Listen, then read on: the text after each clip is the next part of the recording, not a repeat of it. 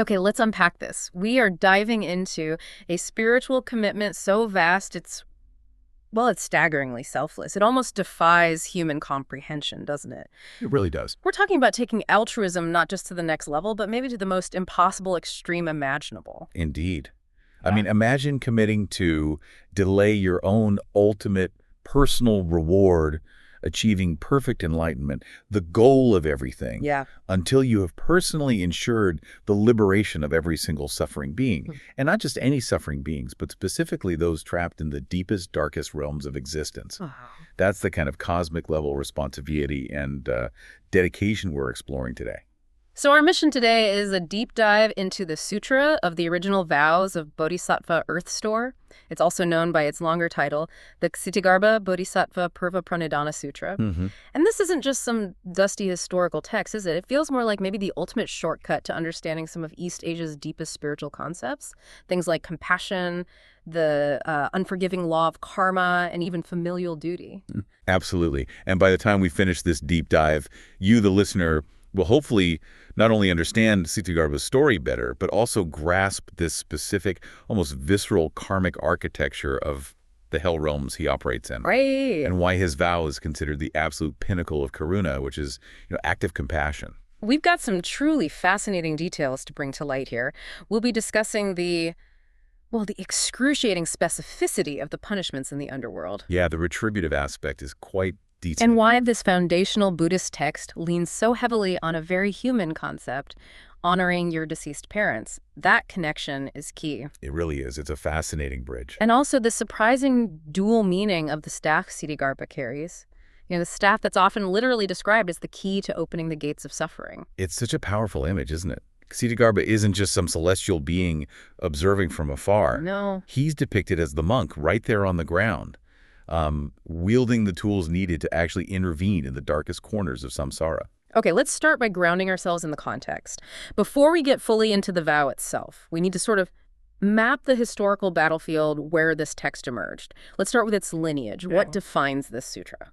Well, first off, it's a quintessential Mahayana text. It's really important. Okay. And when we trace its origins, scholarship generally suggests it was likely composed probably between the 4th and 6th centuries CE. Right, in that key period. Exactly. Right. Right at the heart of the period when Mahayana Buddhism was really maturing and solidifying this ideal of the bodhisattva, the being who delays their own nirvana for the sake of helping others. That period feels crucial because the whole concept of universal salvation, which Ksitigarbha just embodies perfectly, was becoming really central then. Precisely. It was a time of, you could say, ideological expansion, moving beyond the individual goal, the arhat ideal, towards this much broader communal pursuit embodied by the bodhisattva. However, for a text likely written in Sanskrit or maybe a Central Asian language to become so absolutely central to practice in China, Japan, Korea, Vietnam, it needed a huge cultural bridge. Right. It had to resonate locally.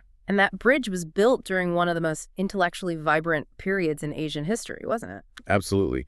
Its historical impact really cemented when it was translated into Chinese. The key figure here is the monk Śikṣānanda. Śikṣānanda. Yes. And this happened in the late 7th century, specifically during the Tang dynasty. Okay, the Tang. That makes sense. Yeah. The accessibility of this text during the height of the Tang's cultural and religious flourishing, it just made it a powerful cornerstone. It was really lauded for its ability to marry these lofty spiritual goals with deeply relatable, almost local ethical concepts. Which must have been critical for its widespread acceptance. Totally critical. Okay, now here's where it gets really interesting for you listening. When we talk about a canonical sermon, we usually picture the Buddha teaching, at Vulture Peak or under the Bodhi tree on Earth. Right, the standard locations. The setting for this particular teaching is deliberately, extra human. Where does Shakyamuni Buddha actually deliver this profound sutra? He delivers the teaching in the Trayastrimsha heaven. Trayastrimsha heaven. Yes, and this isn't just, some general cloudy place. This is a highly specific celestial realm in Buddhist cosmology. Okay. Cosmologically, it sits right atop Mount Sumru, which is the cosmic axis of the universe. Yeah. And it's presided over by the god Sutra, who's often identified with the Vedic god Indra. So teaching it there, in that heaven, does more than just make the sermon sound important. It sets a kind of universal stage. Exactly. It immediately signals that this doctrine isn't limited to just human concerns or human lifetimes.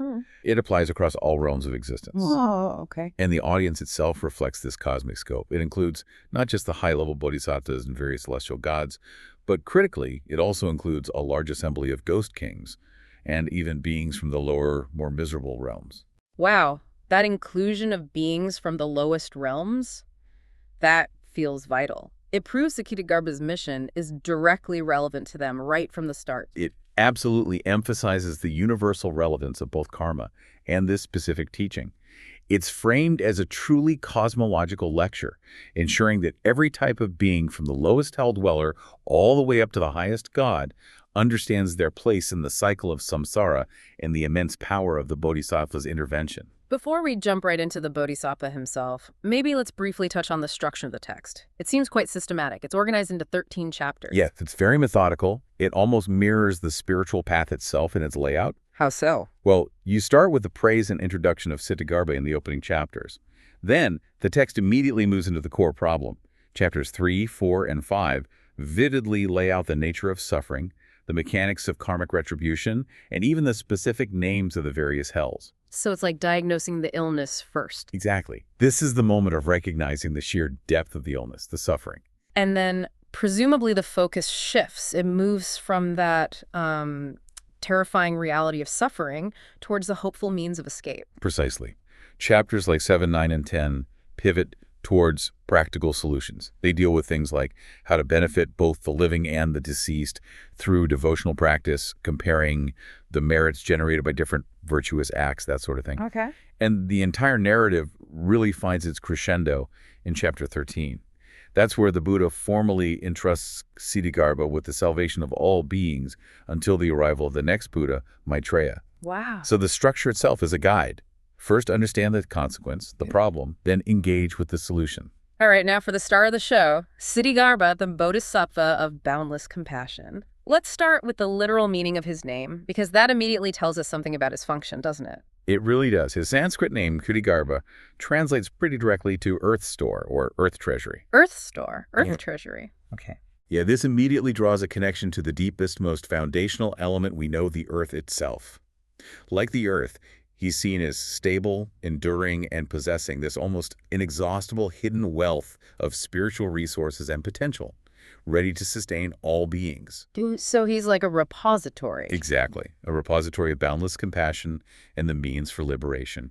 And while that Sanskrit name is beautiful, I imagine most listeners in East Asia know him intimately by his regional names. Oh, absolutely. That's right. He is Dizang in Chinese and Jizhou in Japanese. Dizang and Jizhou. Yes. And his deep cultural footprint varies slightly in emphasis across these regions. It's quite interesting. How so? Well, for example, while Dizang in China is often seen, sometimes quite literally, as the primary ruler or judge of the underworld, Okay. the Japanese Jizhou takes on an additional, very popular role. He's seen as the protector of travelers, women, and perhaps most famously, of children, especially children who died prematurely. Ah, yes. You see those Jizhou statues everywhere in Japan, don't you? Often with little bibs or caps on them. Exactly. Often clad in small children's bibs or caps offered by grieving parents. It's very poignant. Visually, his iconography is absolutely essential to understanding his mission you mentioned. He's not depicted like, say, the glorious Avalokiteshvara with 1,000 arms. He looks simpler, like a monk. That monastic appearance is entirely deliberate. Yeah. It symbolizes his humility, his accessibility. He's presented as someone who has gone right into the field, working alongside suffering humans, not just observing from a heavenly realm. Makes sense. But he carries two key instruments, two symbols that speak volumes about his cosmic power. First, there's the staff, the kakara. The kakara. Okay, tell us about the function of that staff. Well, it's more than just a walking stick. Traditionally, a monk's staff like this has rings on the top. Right. And the sound of those rings is meant to warn insects and small animals as the monk walks, protecting them from being accidentally harmed. It's a symbol of nonviolence. Okay, so that's the traditional meaning. Yes, but in Ksitigarbha's hands, it symbolizes something much more dramatic. His power to literally break open the gates of the hell realms. Break them open. Yes. He uses it to shape the very doors of suffering and compel the release of those trapped inside. It's his functional key to the underworld. Wow. So he's actively forcing the bureaucracy of hell to release its prisoners? That's quite an image. It is. What about the second object he carries? The jewel. The second object is the Sintamani. This is the wish-fulfilling jewel. The wish-fulfilling jewel. Yes. And in this context, it functions on at least two levels. Metaphysically, it illuminates the deep darkness of spiritual ignorance and suffering. It offers the light of wisdom and hope within the hells, which are described as places of overwhelming darkness and despair. Light in the darkness. Exactly. Ooh. But it also represents the fulfillment of spiritual wishes, the wish for liberation, the wish for a better rebirth, and ultimately, the wish for Buddhahood itself. He essentially carries hope into places defined by hopelessness. Okay, now we arrive at the absolute core of the sutra, the vow. This is what truly defines Ksitigarbha and sets him apart from nearly all other celestial beings. How is this pledge actually articulated? The central theme, as we touched on, is his willingness to delay his own ultimate spiritual achievement, Buddhahood. The vow is famously stated in various forms, but essentially, if the hells are not emptied, I will not attain Buddhahood. If the hells are not emptied, I will not attain Buddhahood. He takes this profound oath of infinite service, specifically directed towards the most difficult, perhaps the least worthy in conventional terms, and the perpetually suffering beings in the lowest realms. Wait a minute, though. If the hell realms are, by definition, constantly being replenished by the endless flow of bad karma generated by billions of sentient beings across all 6 realms, isn't Ksitigarbha effectively signing up for an infinitely long mission? How is that viewed philosophically? Is it heroic or just impossible? That is the critical question, isn't it? Philosophically, it's seen as the ultimate expression of Mahakaruna, or great compassion. Karuna. Yes. And you're right. It is seen as essentially impossible from a normal, linear human perspective of time and completion. The hells will likely never be truly permanently empty as long as karma operates. So the point isn't necessarily the feasibility of the final completion.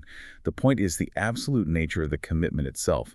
The vow serves as the highest conceivable moral and compassionate standard. Ah, okay. It's the intent. It demonstrates that true dedication lies in selfless service, regardless of the time frame or the perceived likelihood of success. It defines him as the ultimate model of selfless dedication, karuna in action. And what's fascinating here, as you hinted, is that this immense, almost cosmic commitment apparently began with something intensely personal. The sutra gives us these backstories, right? 2 detailed narratives from his past lives that explain the genesis of this impossible vow. Yes, these backstories are crucial. They provide the emotional and ethical foundation for why he would undertake such a thing. The first one, and perhaps the most famous, tells of Ksitigarbha in a previous life as a very pious Brahmin girl. A Brahmin girl. Yes. And her mother, unfortunately, had engaged in acts of slander during her life, particularly disrespecting the 3 jewels, the Buddha, the Dharma, the Sangha. This accrued severe negative karma. Oh, dear. So the Brahmin girl, when her mother died, she feared the worst for her. She did, deeply. Driven by intense personal grief and real anxiety for her mother's fate, she engaged in these profound acts of merit generation. She sold her possessions, made vast offerings, prayed fervently to the Buddha of that age. Trying to love her mother. Exactly. And through her intense devotion and merit, she was granted a vision, or perhaps journeyed in spirit, and was able to momentarily perceive the terrifying conditions of the hells where her mother was indeed suffering terribly. Wow. So that initial impetus was pure, profound filial piety, a deeply personal, family-driven mission of redemption. Absolutely. That's the starting point. Yeah. But here's the key transition, the crucial expansion of compassion. Driven by the horror of seeing her mother's suffering, she didn't just vow to save her mother alone. She scaled up that initial, very localized compassion and made the magnificent vow to save all beings who suffer, as her mother did, in all the hell realms throughout all time. So that story beautifully maps the journey from personal filial duty right up to universal salvation. Perfectly. It shows how one can lead to the other. And the second narrative, the one about the prince's sacred virtue, does that reinforce this? It does, but perhaps from a slightly different angle. As Prince Sacred Virtue in another past life, he, along with a friend who was also a prince, directly witnessed the torment and the raw misery of the beings suffering in the hells. So not indirectly this time, but direct observation. Correct. It wasn't secondary knowledge from a vision about his mother. It was a direct, unmediated confrontation with the true gravity and reality of suffering in those realms. That must have been horrifying. One imagines so. And this direct experience spurs him to take a similarly solemn vow, dedicating his entire life, and indeed all subsequent lifetimes, to the sole task of liberating those suffering beings. He realized that such misery could potentially strike anyone and felt an overwhelming need to intervene. What really stands out to me, hearing both stories, is how the source material seems to inextricably link this vast, universal dedication, saving all suffering beings everywhere, back to this very fundamental human obligation. Compassion and duty towards one's parents, or at least witnessing suffering directly. Yes, that connection is, I think, genius from a cultural integration standpoint, especially for its reception in East Asia. How so? It successfully validates the idea that the path to cosmic compassion, this huge bodhisattva ideal, actually begins with fulfilling ethical duties right in your own home, towards your own family, your own ancestors, by linking the highest spiritual goal, bodhisattvahood, with a foundational societal value, like filial piety. Which is huge in Confucian societies. Absolutely central. By making that link, the sutra ensured its widespread appeal and acceptance.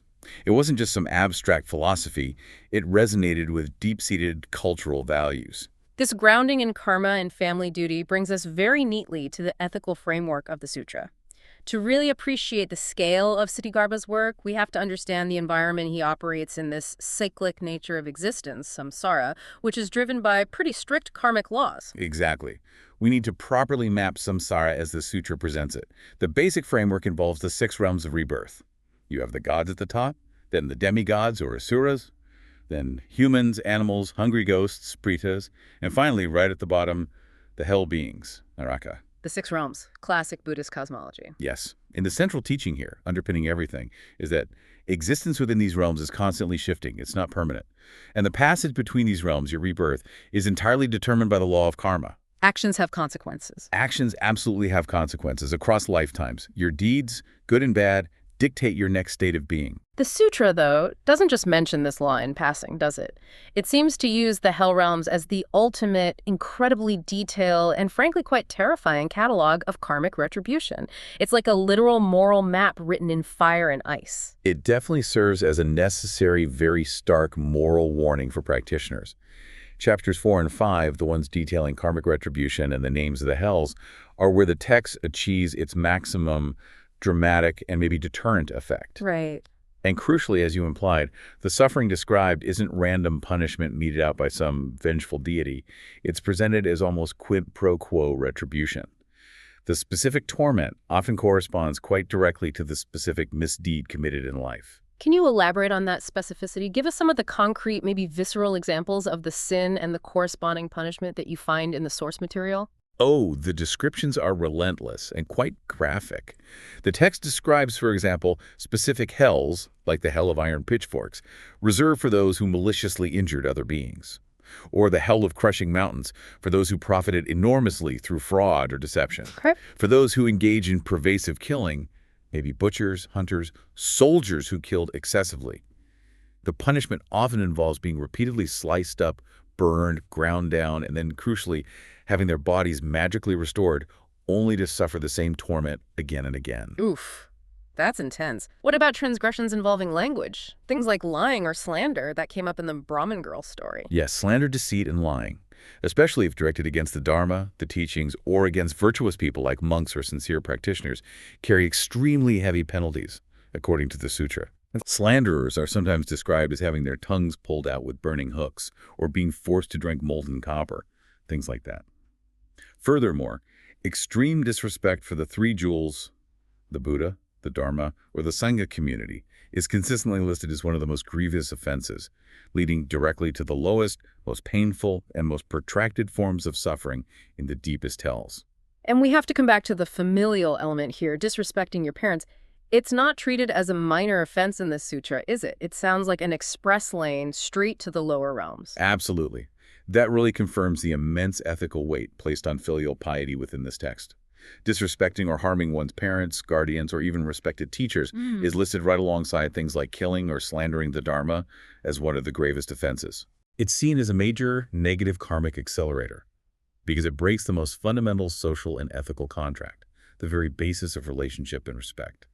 These detailed, visceral descriptions were clearly intended not just as abstract cosmology, but as a powerful moral and social tool to regulate behavior in this present life. Okay, so if the hells represent the consequence, the punishment, what does the sutra offer as a prerequisite for avoiding them? Or maybe even mitigating their effects on deceased loved ones? Filial piety seems established as a foundational virtue here. It's definitely elevated beyond just a social duty. It becomes an essential spiritual practice in this context. The sutra explicitly teaches that acts of respect, devotion, and care toward one's parents, whether they're currently alive or already deceased, generate immense and tangible spiritual merit. Tangible merit. Yes, merit that has real power. This merit is portrayed as being so potent that it can actually influence the rebirth trajectory of the deceased parent. It can alleviate suffering they might currently be enduring in the lower realms, like the hells or the hungry ghost realm. So it offers a kind of spiritual mechanism for intergenerational salvation. Precisely. Your good actions now can help your ancestors. And this link to filial devotion is confirmed, isn't it, through a key dialogue within the sutra.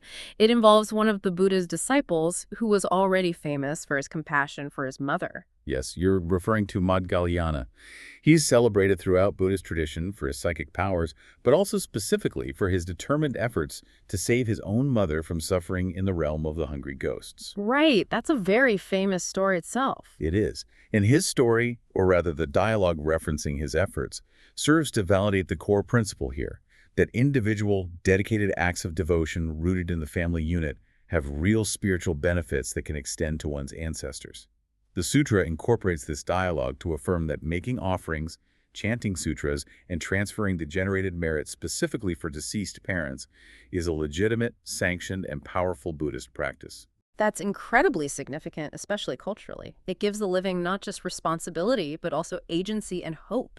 If you fear your mother or father might have accrued bad karma, this sutra provides concrete, scripturally supported methods you can use to try and influence their destiny for the better.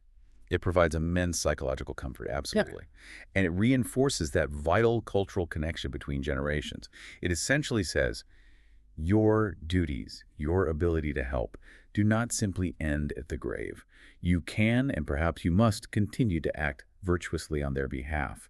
It grounds the potentially abstract cosmic salvation narrative right back into the intimate reality of the family. Okay, we've covered the context of Bodhisattva himself and the sort of cosmological rules of karma he's working within. Let's shift gears now slightly to the practical side. Devotion, practice, and the cultural impact of this sutra. For the practitioner reading this text or hearing it, what are the actual actionable steps recommended to generate the necessary merit for salvation, either for oneself or for others?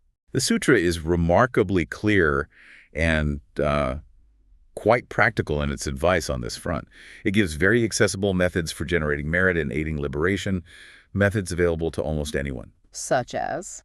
Well, perhaps the simplest, most accessible act is just sincerely reciting Ksitigarbha's name Dzang in Chinese, Jizo in Japanese.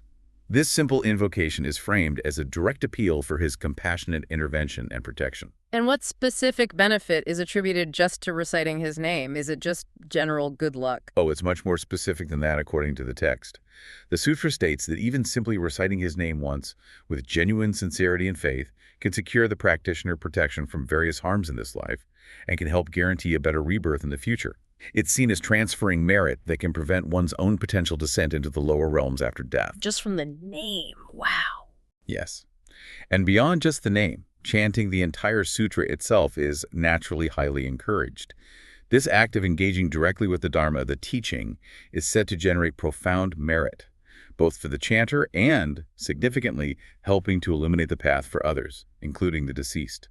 And ritual acts of devotion directed towards him are also central, right? Not just vocal recitation. Oh, very much so.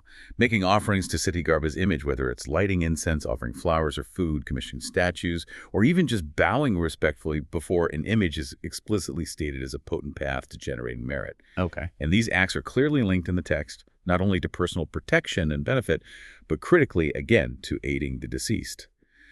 By engaging in these visible, tangible acts of devotion, the living are seen as fulfilling their ongoing karmic obligation to their ancestors and actively helping them. This active liturgical role obviously means the sutra has become a massive cultural cornerstone, particularly in the solemn rituals surrounding death and remembrance in East Asia. Precisely.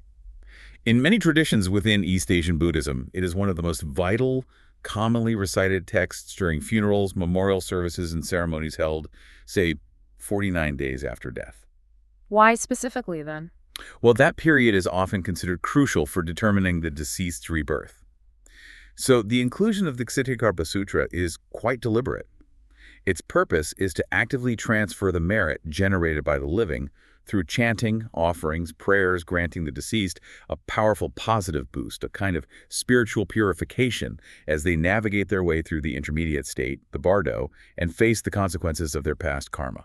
And its significance really peaks annually during a specific festival, doesn't it? The Ghost Festival. Yes, absolutely. The Ulambana Festival, often just called the Ghost Festival, which typically falls on the 15th day of the 7th lunar month. This is traditionally seen as the annual period when the gates of the lower realms swing open and spirits, including suffering ancestors, can roam more freely. Sounds spooky, but important. It is culturally very important, and the Ksitigarbha Sutra provides much of the doctrinal backing for this vast communal event. During Ulambana, families make special offerings, often through monks and temples, to generate enormous amounts of merit. This merit is then specifically dedicated and transferred to deceased ancestors, particularly those who might be suffering as hungry ghosts or even in the hell realms described so vividly in the sutra. So it's like the practical application of Ksitigarbha's vow, but enacted by the entire community on behalf of their own ancestors. Exactly. It's Ksitigarbha's mission scaled up to a massive societal ritual, year after year. Now, if we try to connect this to the bigger picture of Buddhist thought, how does this particular sutra fit alongside some of the other massive Mahayana texts, like, say, the Lotus Sutra or the Heart Sutra? The focus seems radically different. It is a fascinating and I think profound counterpoint. If you take the Lotus Sutra, its primary focus is often seen as revealing universal Buddhahood, the radical teaching that everyone, regardless of their current state, eventually has the potential to attain full enlightenment. It's about the ultimate potential. Okay, universe potential. Then you have the Heart Sutra, which is all about prajna, or ultimate wisdom. It famously details the profound emptiness, shunyata, of all phenomena, showing that suffering itself, from an ultimate perspective, is fundamentally unreal, empty of inherent existence. Right, the emptiness teaching. Very philosophical. Very. The Ksitigarbha Sutra, however, shifts the focus almost entirely to practical karuna that's active, immediate, hands-on compassion. So if the Heart Sutra tells us that suffering is ultimately empty, the Ksitigarbha Sutra seems to say, well, that may be true on some ultimate level, but right now beings are burning, they are suffering intensely, and we have a moral obligation to alleviate their perceived reality. Is that a fair distinction? That's an excellent way to put it. That's the critical difference in emphasis. Ksitigarbha and the sutra dedicated to him fully acknowledges the profound truth of emptiness, but chooses to focus resolutely on the pressing existential reality of suffering as it is experienced by sentient beings trapped in the lower realms. So it's an antidote to what? Purely intellectual practice. You could say that. It forces the practitioner, or at least reminds them forcefully, to engage with the mud and misery of the world, prioritizing compassionate, ethical intervention right alongside the pursuit of abstract wisdom. It powerfully states that true wisdom isn't divorced from action. It must be grounded in compassionate engagement with suffering. And we absolutely cannot underestimate that cultural bridge we discussed earlier, the brilliant integration of Confucian values, especially filial piety. It's arguably one of the key reasons for its enduring popularity and deep integration, particularly in China, Korea, and Vietnam. By establishing filial piety, not just as a social good, but as a foundational spiritual path, a necessary virtue that leads directly to generating merit, benefiting ancestors, and aiding one's own liberation, the sutra masterfully integrated Buddhist doctrine into the deep-seated traditional ethics of East Asia. So it wasn't seen as some completely foreign import. Exactly. It was perceived perhaps as a spiritual system that resonated with and even perfected existing core societal values. It offered the ultimate validation that being a virtuous, respectful family member is not separate from, but actually integral to, the path towards enlightenment. It grounds that huge cosmic ideal saving all of existence right back in the most personal, immediate imperative: being a good son or daughter. Precisely. It connects the macrocosm and the microcosm through ethics and compassion. So this deep dive into the Ksitigarbha Bodhisattva Purvapranidhana Sutra really reveals a spiritual commitment of, well, unparalleled scale. We've seen Ksitigarbha's unwavering, almost stubborn dedication. Absolutely unwavering. We've glimpsed the seriousness of karma, illustrated through that visceral, detailed architecture of the hell realms. It's a very sobering picture. And we've understood the redemptive, even generation-spanning power that the sutra invests in filial piety and relatively simple devotional acts. Ksitigarbha's story, his vow, remains an incredibly inspiring and also quite practical model for living a compassionate life. His profound willingness to indefinitely forego his own personal reward. It demonstrates that perhaps the highest form of dedication, maybe the truest realization of enlightenment spirit, is found not just in seeking salvation for oneself, but in committing entirely, selflessly to the salvation of others, especially the most vulnerable. But the real scale, the almost terrifying scale of this commitment, is crystallized in the final, truly breathtaking section of the sutra, isn't it? The ultimate provocative thought we want to leave you, the listener, with today relates to this concept of the entrustment in Chapter 13. Yes, that final chapter is incredibly significant. In it, Shakyamuni Buddha formally, explicitly entrusts Ksitigarbha with the welfare and salvation of all beings, and not just for a little while. No. But specifically during the entire vast intervening spiritual vacuum between the Buddha's own passing, his parinirvana, and the eventual arrival of the next great Buddha predicted for our world, Maitreya. And that time span, it's not measured in years or centuries, is it? It's often measured in these almost unimaginable cosmological units in kalpas or eons, vast stretches of time. Astronomical lengths of time, essentially an inconceivably long period. So just think about the scope and scale of that commitment. Ksitigarbha is entrusted with the sole monumental responsibility for spiritual guidance and salvation in this world and others for that entire unimaginable span of time until Maitreya comes. He is the one holding the line, as it were, working actively, particularly in the darkest realms, during the long spiritual interim when the world is considered most vulnerable, lacking a living Buddha's direct guidance. This really raises a profound question for you to consider, perhaps long after you've finished listening. Given that vast, unimaginable scope of time and the seemingly unending cycle of suffering that apparently requires such constant intervention, what ultimate, perhaps seemingly impossible responsibility would you be willing to take on for the good of all? Especially knowing that your own personal reward, your own liberation, might have to be indefinitely postponed as a result. What is the one thing, the one cause, the one group you would risk your own future for indefinitely? It's a powerful question prompted by Ksitigarbha's example.